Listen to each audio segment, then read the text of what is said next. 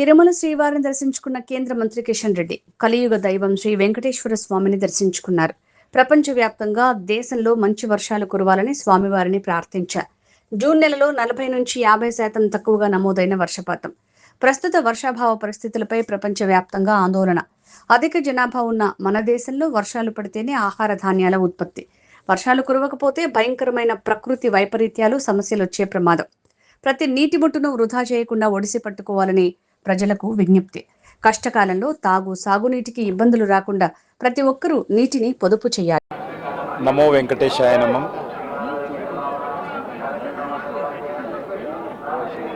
కలియుగ వైకుంఠ దేవుడిగా మరి శ్రీ వెంకటేశ్వర స్వామి ఏడుకొండలవాడి యొక్క దర్శనం చేసుకోవడం జరిగింది. ఈ సందర్భంగా నేను కానీ మనమందరం కానీ భగవంతుని ప్రార్థించాల్సింది ప్రస్తుత పరిస్థితుల్లో ఒకటే.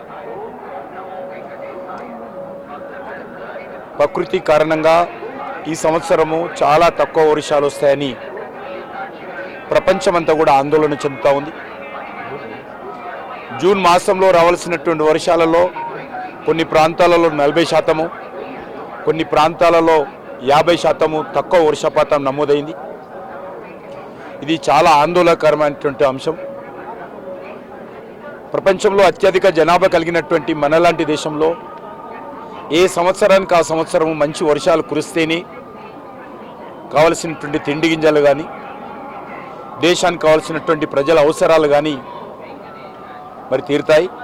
నెలట్టయితే విపరీతమైనటువంటి ప్రకృతి వైపరీత్యాలతో మరి అనేక రకాల సమస్యలు కూడా ఉత్పన్నమయ్యే అవకాశం ఉంది. ఈ సందర్భంగా కలియుగ దైవమైనటువంటి శ్రీ వెంకటేశ్వర స్వామిని ప్రార్థించేదొకటే. మన దేశంలోనే కాదు ప్రపంచమంతా కూడా ఈ సంవత్సరం మంచి వర్షాలు రావాలని, ప్రజలకు ఏ కష్టం రాకుండా చూడాలని భగవంతుని ప్రార్థిస్తున్నాను. ప్రజలను కూడా కోరేదొకటే, పడ్డటువంటి ప్రతి నీటి చుక్క వృధా పోకుండా దాన్ని కాపాడుకోవాలి. మరి ఈ సంవత్సరము తక్కువ వర్షపాతం నమోదవుతున్న సందర్భంగా ప్రతి నీటి చుక్క కూడా ఎంతో ప్రాధాన్యత ఉంటుంది. కాబట్టి ప్రతి ఒక్కరు కూడా ఆ దిశలో ఆలోచన చేయాల్సిందిగా నేను మరి ఈ పవిత్ర స్థానం నుంచి ప్రజలకు కూడా విజ్ఞప్తి చేస్తా ఉన్నాను.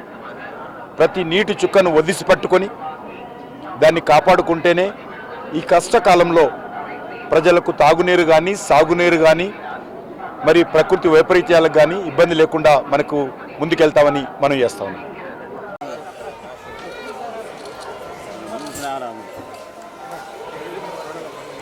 మన కోసం